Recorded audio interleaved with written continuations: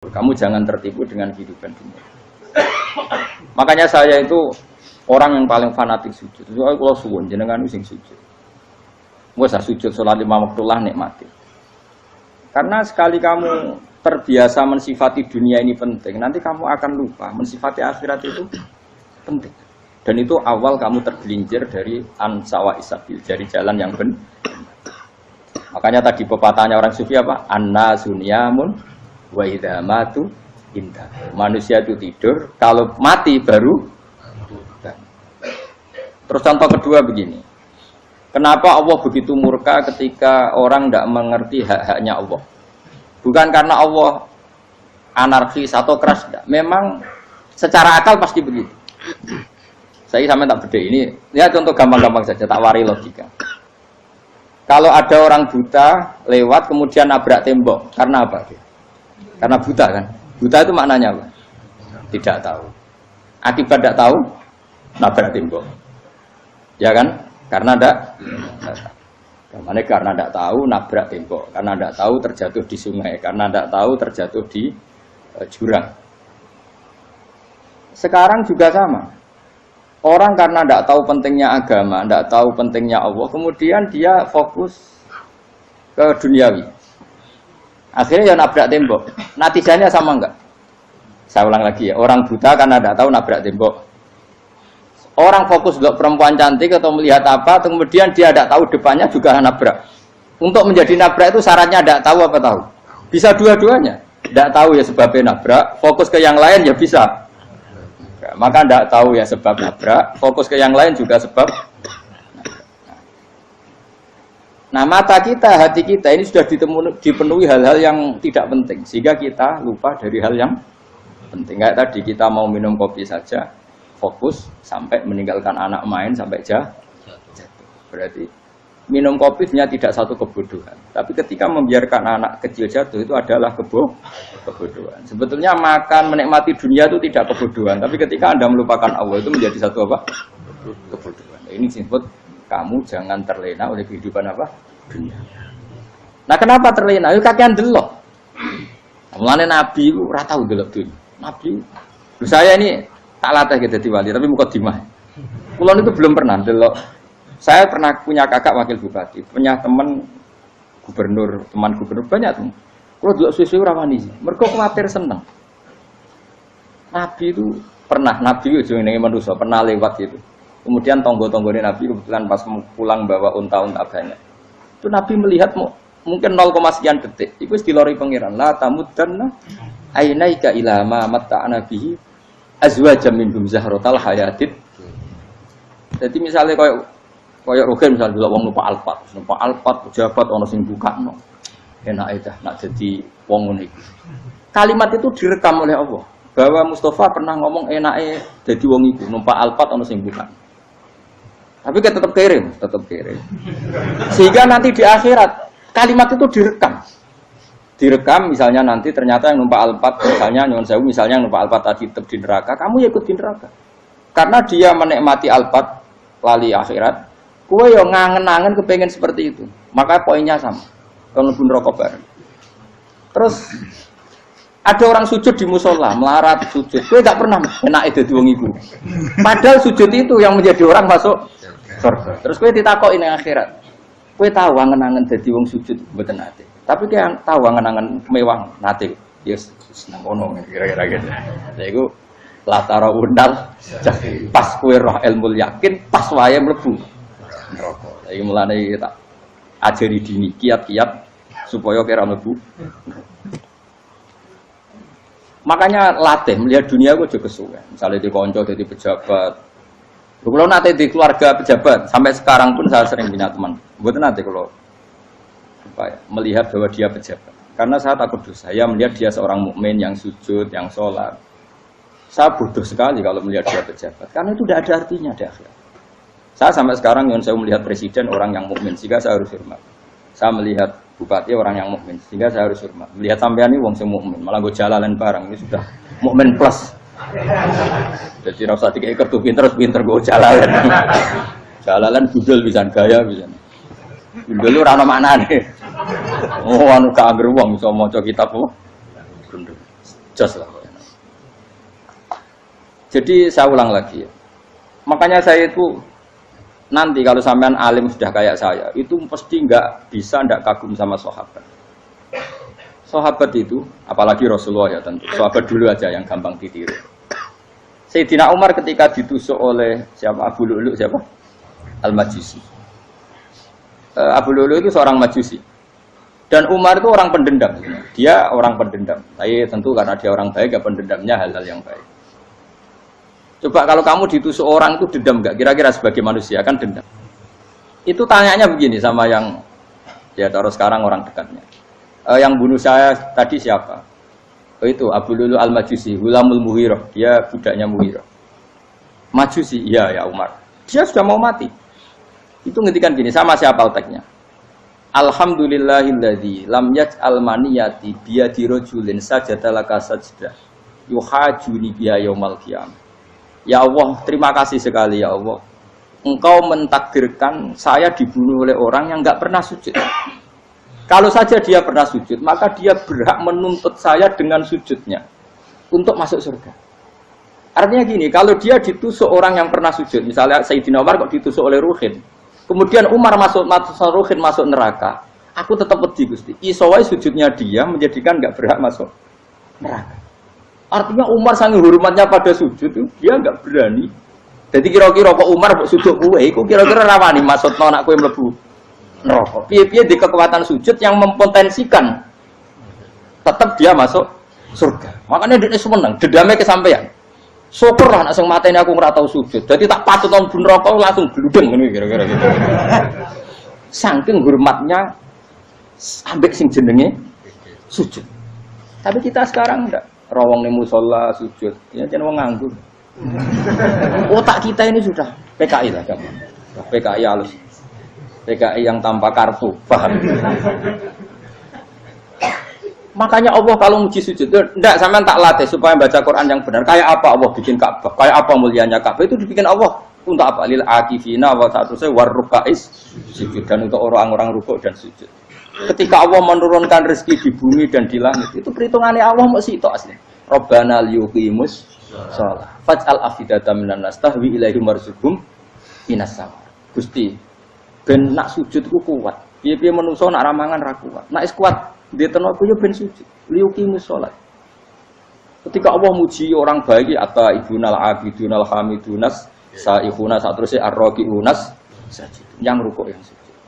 Karena tadi ketika nanti Anda di akhirat, kenangan terbaik Anda di dunia itu hanya sujud.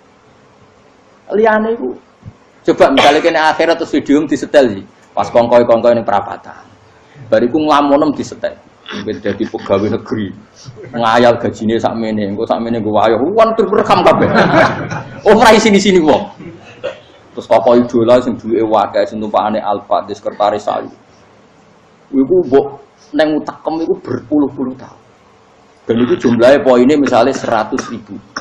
Bareng idol anu Kanjeng Nabi mau 10%. Cuma gayanya mau coba sholawat. Tapi sebetulnya agak tahu bayang no ini miskinan Mbak Amit nih miskinan. Gayanya mau coba sholawat tapi pakai orang tahu kepengen melarat koyok. Itu direkam. Makanya dari Habib-Habib sing alim-alim niku almar'u ma'aman ahabba hada targhib wa tarhib. Kita ini kan sering dimotivasi mubaligh. Mubaligh itu kan saya naik dewi nak ngomong. Awas pokok seneng Nabi swarga. Dari Habib-Habib sing alim nak ngritik, masalahnya dewe mu almar'u ma'aman ahabba. Wong dibarno wong sing disenengi. Apa kamu bisa menjamin seneng Nabi saudure seneng wong-wong itu? Jangan-jangan kita lebih berkeinginan seperti orang tertentu yang kaya raya, yang terkenal, yang hebat.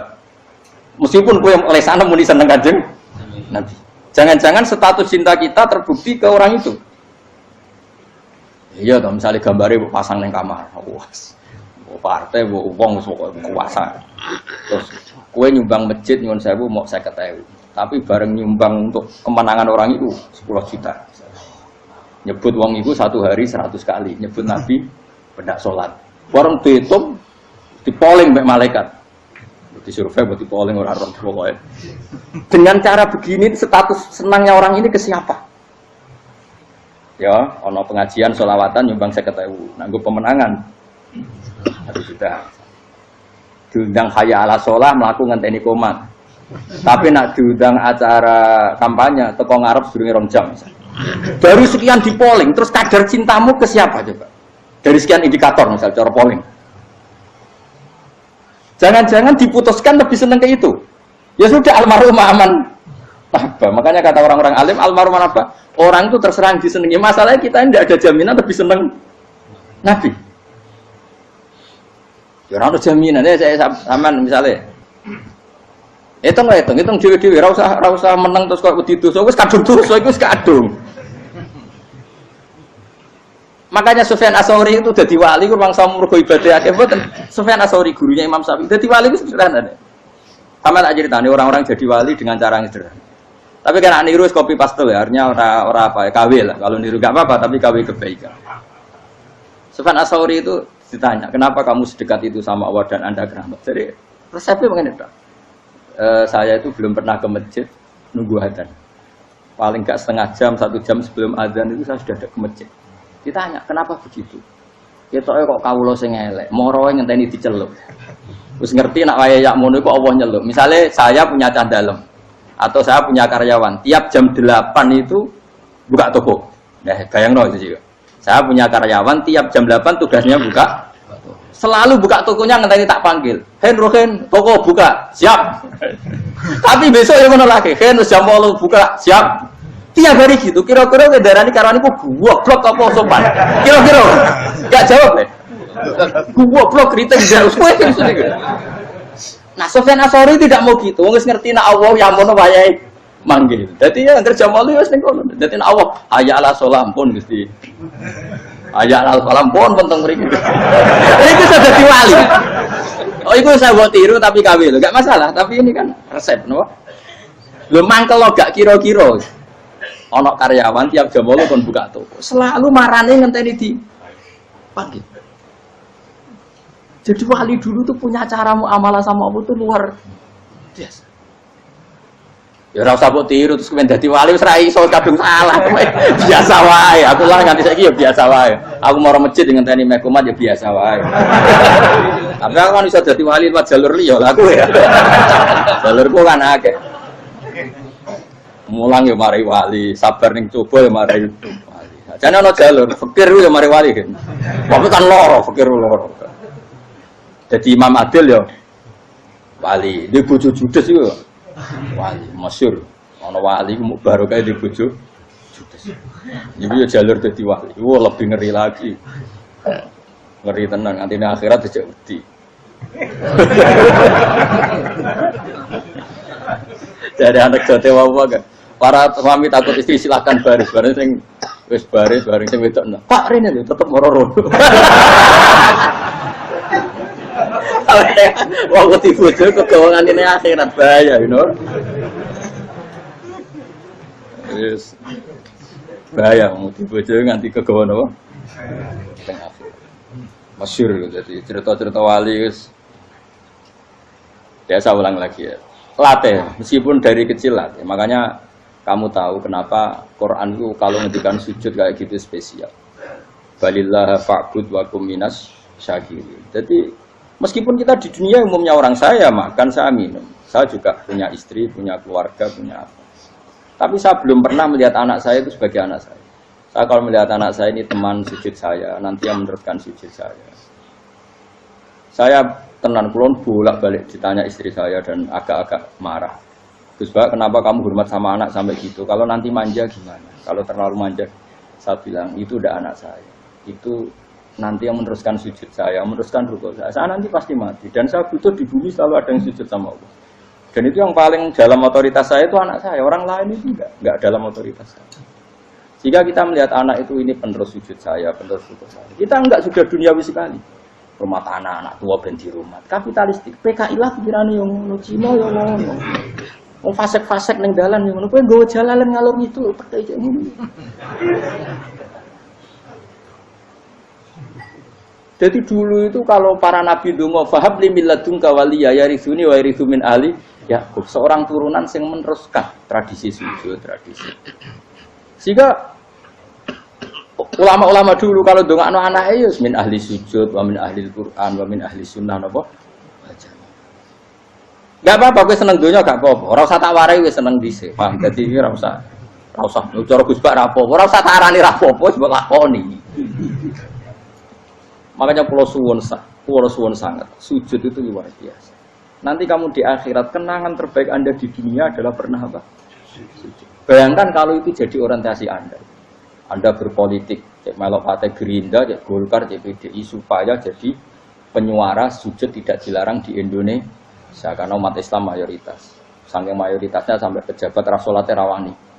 Beberapa pejabat rasolat bakal dipilih. Itu berarti kamu berpolitik niat bikin satu pressure supaya standar orang benar adalah sing nopo sujud itu ya benar. Kok yang kaya kerja biar bisa beli tanah untuk masjid, yang orang miskin ikut menopang supaya masjid itu berdiri. Semuanya orientasinya menuju apa? Sujud. Jadi tidak sujud itu harus jadi wong khusuk sing goblok terus sujud terus.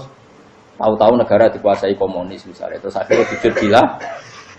Termasuk menciptakan satu suasana Islami di negara ini juga berarti menciptakan keberlangsungan sujud. Karena dengan suasana Islami berarti sujud tidak dilarang, bahkan dianjurkan dan sebagainya.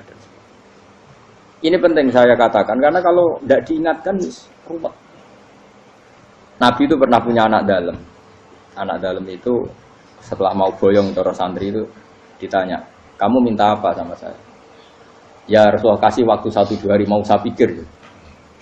Karena yang menanyakan orang yang sayyidul awalin wal akhirin setelah sekian 2 hari, minta apa kamu? Jalur Anda gak tanggung-tanggung. As'aluka murafaqataka fil jannah. Saya minta jadi temanmu di surga. Oh, Nabi kaget tuh. Kok kalian diwarai wong? Mboten terus mati. Kok Nabi diwarai wong ndak ada ya. Terus. Kenapa kamu minta itu? Kata tadi, kalau saya minta dunia itu nanti zailah. Dunia itu pasti hilang, faniyah pasti hilang. Maka yang abadi adalah saya jadi temanmu di surga. Tapi apa kata Rasulullah Jabir? Fa'inni ala nafsika bikasrotis sujud. Ya sudah kamu bantu saya, kamu memperbanyak sujud. Kayak apa? Nabi pun mintanya fa'inni ala nafsika bikasrotis sujud. Saya bantu untuk menolong diri kamu, kamu memperbanyak apa? Sujud. Makanya di pertama surat turun itu ada wasjud. Kamu bersujud dan kemudian mendekatlah kepada Allah. Tapi sekarang enggak. Karena kita kena hijab duniawi, mitra penting, semuanya penting dan semuanya penting itu makna di hati kamu adalah khadun. Bahkan ngidolakno kiai perkara khadun nafsu, kowe nak dadi kiai gede. Wah, teko ditolak Al-Badru. Wale napu pidato MC-ne muni Saiful Fadilah wal Karomah, mbah sauni-unine MC. Bariku disangoni dihormat. Tekan muji ulama wae dari segi ya, bariku iso wayo akeh macam-macam. Utek nek selek, tekan muji ulama wis dari segi. Makanya saya ini termasuk ulama. Kalau nanti saya ngebis biasa. Kalau jarang kerja di panggungnya seneng dulu. Supaya semua ulama udah dipandang secara apa? Dunia. Saya sampai sekarang ngedus anak kulo biasa. Teng pasar gitu biasa. Kulo marung teng pasar mangan gitu biasa. Nak seneng kulo ben atas nama wong alim karena apa? Kalau kita terlalu menikmati dunia, lama-lama orang seneng ulama juga dari sisi dunia. Keren dadi kiai teko disualami dicucupi munggah. Ya enggak apa-apa itu enggak dosa tapi takut saya utek elek-elek ini ngidolakno perkara duniawi, show-nya itu lho, Pak. Dadi ngene tak pikir teko ngaji bar wis warmu paham karmu ora karepmu. Mulan ngarep ra ngaji karmu. Mesti rugi kowe ya, aku tenang ae aku. Ben orang itu latihan ikhlas, napa? Latihan. Kulo kadang gitu protes mbek tiyang-tiyang. Gus, jenengan sekali-kali nak tidak tak derekno kok umum. Aku itu tidak mengharamkan itu, meneh kula dereng tuwa.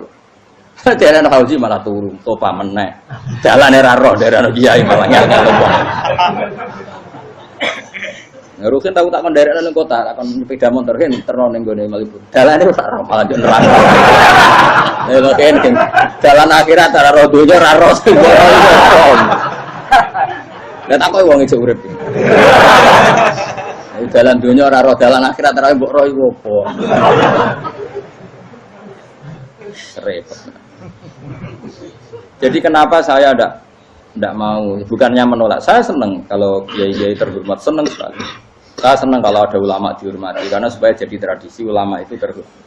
Tapi jangan semua ulama mau dihormati. Nanti lama-lama jadi siklus. Akan mencintai kiai saja karena fasilitas. Gue senang jadi imam masjid akbar, masjid Istiqlal, imam besar. Seneng mergo kenal presiden, datang dikawal. Seneng dadi sudes, wah keren salat ngarepe Ka'bah, teko dikawal askar. Ya kalau seneng karena itu kan berarti menjadi dunia. Itu sirinya kenapa Rasulullah ketika ba'da Fathi Mekah sudah menguasai Mekah, sudah naklukkan Mekah Madinah. Nabi itu satu hari terbiasa mau sarapan saja kadang nggak ada yang dimakan. Tanya ya Aisyah, apa saya bisa sarapan? Enggak ya Rasulullah. Ya sudah, saya tak puasa. Supaya tetap terkontrol bahwa umatnya mencintai beliau bukan karena kebesaran. Itu Rasul. Itu setelah periode Mekah loh. Jangan kira itu periode Medina. Apa? Itu periode apa? Medina loh. Periode yang setelah Nabi punya segala. Tapi Nabi tetap seperti itu. Kenangannya Aisyah sebagai istrinya apa coba? Dia cantik. Cantik sekali. Aku tahu jajal turun ngarepin Nabi terlentang. Ya Nabi tetap sholat. Nah beliau sujud sikilku tak ingkret no. Nah beliau ngadeg tak lonjoro meneh. Jadi Aisyah wa ana muqtaridotun bene adi turu terlentang. Jadi cara ya sudah terlentang. Nabi nak sholat suwi dia tetap sholat. Begitu bojo ayu orang ngerasa sholat. Bojo elek ora sholat. Bojo elek amen junub menawa. Kowe ora kena go contoh kasus wis wong kasus. Kowe di bojo ayu prawan turu karepku sida salat ora bos misale lho. Pemene wong jegoten wae tambah over. Mustofa lho ora nyek jegoten liyane ora parah situ. Mergo nang nyek wong akeh dosa, nang nyek wong sitok ora. Misale dosa wis tak hitung mau ke sore. Aku nyek dosa sitok, mulang ganjarane 10, cek susu piro? Cek surplus orang dagang cek. Cek badi. Iku ana adene ra ikhlas. Ora ra ikhlas aku yo ra ikhlas ilmuku, malah lara.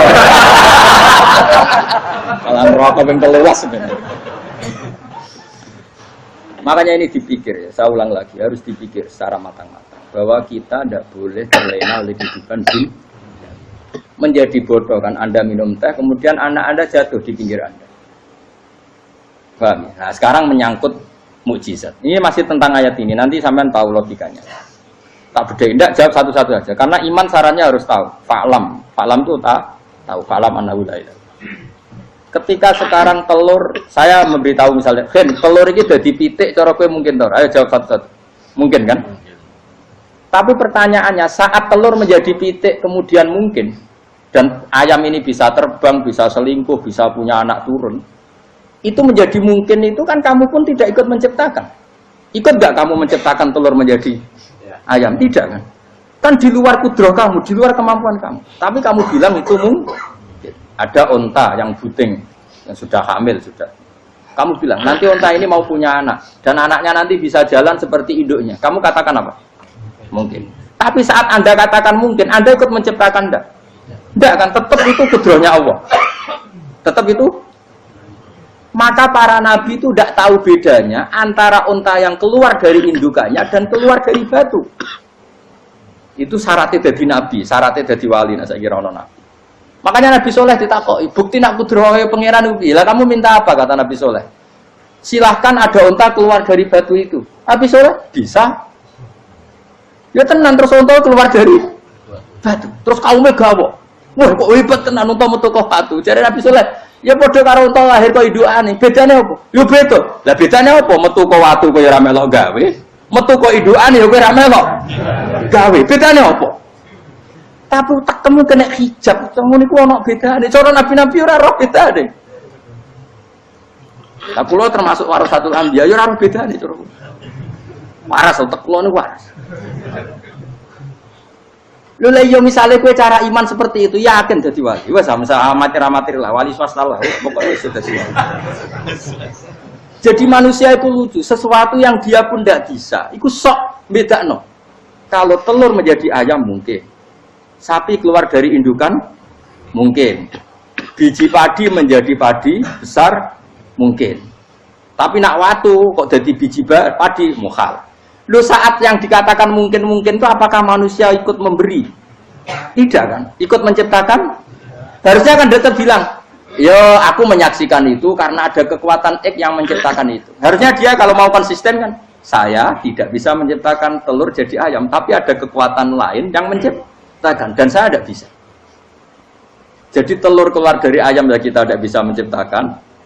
Sapi keluar dari induan ya kita tidak bisa menciptakan, termasuk untanya Nabi Soleh yang keluar dari batu besar kita. Makanya semua Nabi itu tidak tahu bedanya, itu bedanya Nabi sama enggak Nabi. Makanya Nabi itu tenang ya, masyhur. Ketika perang Khandaq, Nabi itu kelaparan. Kemudian Jabir datang, ya Rasulullah, istri saya menyiapkan makanan untuk orang 6, karena kambingnya hanya kecil. Maka hanya orang 6 saja yang kau boleh datang ke situ. Tapi Rasulullah dengan santainya, ya ahlal Khandaq. Padahal yang ngeduk Khandaq itu sekitar 3.000, ya ahlal Khandaq. Halumu ilayya, ayo ke Jabir, karena Jabir sona atau amat, bikin makanan untuk kalian. Itu 3.000 orang. Wah, Jabir dimaki-maki sama, sudah bilang untuk orang 6 Nabi, ya apa-apaan orang banyak, itu mesti tidak cukup, kita mana. Nabi santai, bilang ke istri kamu, Jabir jangan buka makanan itu kecuali saya. Ya, pakai Nabi matur untuk pengiran, Gusti ini cukupkan untuk orang banyak. Sama Allah di ACC, ya terus cukup. Karena bagi Nabi, Nabi tahu betul. Sekarang ketika beras menjadi beras, apa dalam kudrah kamu, dalam kemampuan kamu, enggak kan? Ketika sistem tubuh kita makan kemudian jadi kenyang, apa dalam kemampuan kamu? Kue muni mangan maknane sego bolebokno mulut, terus kue darani punya kemampuan makan. Apa setelah itu kamu mengendalikan sistem saraf kita, sistem urat kita? Enggak kan? Jadi Nabi ora ora bedane, justru itu jadi Nabi. Karena dia enggak pernah terjebak, Nabi enggak pernah terjebak oleh yang dili. Makanya cara pangeran wa ma min dabatin fil ardi wala ta'iri yatiru bijanahihi illa umamun amsalukum. Ketika orang kafir minta bukti kudrohe Allah iku apa? Kanjeng Nabi didono manuk. Lah manuk terbang bukti kudrohe Allah. Ya biasa mat manuk terbang, wis suwe nek manuk terbang. Bukti kudrohe ning ndi? Iku tekek wis emper. Lha bukti kudrohe ya kowe ora iso gawe kan? Tapi maksudnya wong kafir bukti kudrohe pangeran gawe unta kok watu. Lah bedane apa? Mau hale unta kok watu ambek kok indukane? Bedane apa jajan? Wong ibuke unta yang ngerasa gawe. Apa ibuke unta bisa menciptakan anak-anak unta? Kan tidak bisa juga. Manusia juga ada. Jadi itu wis cukup jadi kudrohe. Tapi manusia angger barang sering terjadi darani mungkin. Maknane mungkin dekne sing nentukan mungkin atau tidak. Padahal zaman mungkin pun dia tidak ikut menciptakan. Ini lengkel. Makanya itu kenapa Allah akhirnya bikin mukjizat supaya orang itu ingat kedahsyatan kudrohe Allah. Sebetulnya mukjizat itu tidak penting. Maksudnya tidak penting tadi untuk iman sebetulnya tidak perlu mukjizat. Makanya ketika Rasulullah SAW ingin nuruti mukjizat yang diminta orang kafir, Allah malah ngelingno inna fi khalqis samawati wal ardi wakhtilafil laili wan nar. Sajane ana langit, bumi, ada lautan, ada apa sudah bukti kudrohe. Nah sekarang mukjizat kok ngenteni unta keluar dari apa tadi? Batu, ngenteni Nabi Soleh. Lautan merah di sebelah tongkatnya Nabi Musa terus terbelah. Itu dari mukjizat. Kalau itu maknanya mukjizat karena manusia tidak mampu. Apa manusia mampu bikin lautan? Kan tidak mampu juga. Kenapa itu tidak dikatakan mukjizat? Lagi-lagi karena wis kena mataul huruf. Paham jelas ya? Makanya kata Allah, saiki wong ora percaya hari kebangkitan. Alasannya masa manusia jadi tanah menjadi manusia? Memangnya manusia yang sekarang hidup itu dari apa coba? Sehingga nado melok pilek, pilpres, melok dukung mendukung itu memangnya dari apa coba? Dari tanah kan? Mestinya hari kebangkitan sejati ya sekarang ini orang-orang dari tanah sekarang berkeliaran ini harus go jalalan ngalor ngidul maknani. Itu yo kok lemah. Kemudian setelah jadi tanah, mati, orang engkar. Wah ini nggak mungkin jadi manusia lagi. Padahal zaman sekarang jadi manusia itu karena kudrohnya manusia apa karena Allah? Karena Allah. Dan manusia sekarang dari tanah apa enggak? Dari tanah. Harusnya ya berpikir seperti itu. Kalau kudrohnya Allah bisa menjadikan manusia sebanyak ini dari tanah, tentu Allah tetap mampu nanti setelah jadi tanah menjadi manusia. Itu malah kula nu wedi urip nggih wedi tenan. Karena tadi dari hidup menjadi tidak tahu. Annasun wa idza matu tidak tahu. Kita semua hanya tidur, setelah mati baru karena baru tersadar. Makanya analogi itu penting, kias itu penting. Ya saya beri contoh berkali-kali, saya menyontohkan. Sampean tak warai hujah ulama. Nanti pasti sampean taslim itu pasti nyerah.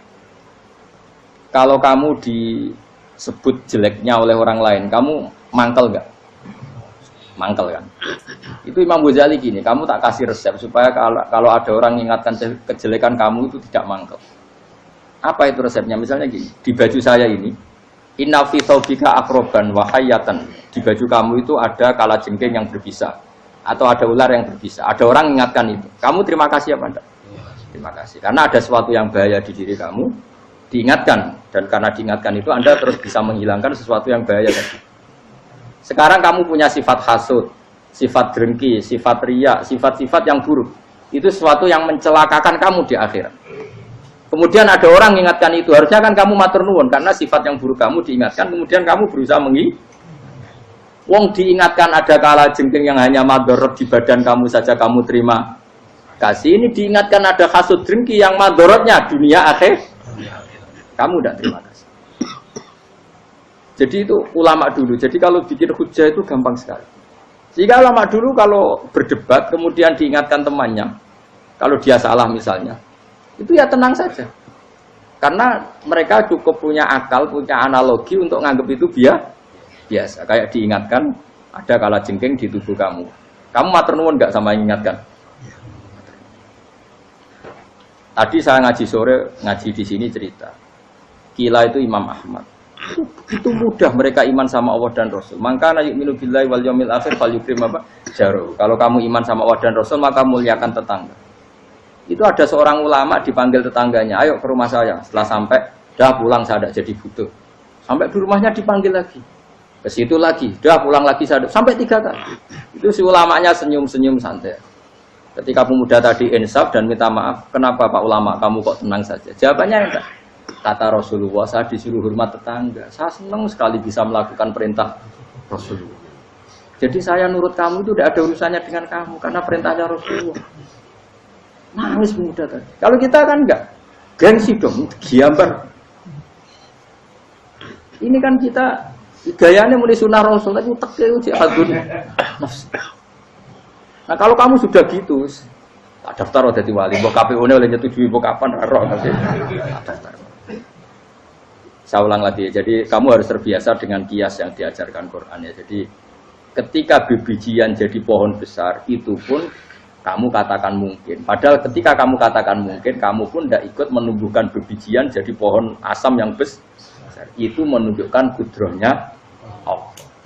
Artinya sebetulnya kamu hidup semuanya itu hanya menyaksikan kudrohnya Allah tanpa kamu memberi kontribusi. Kenapa kamu yang menentukan muhal dan tidak mau?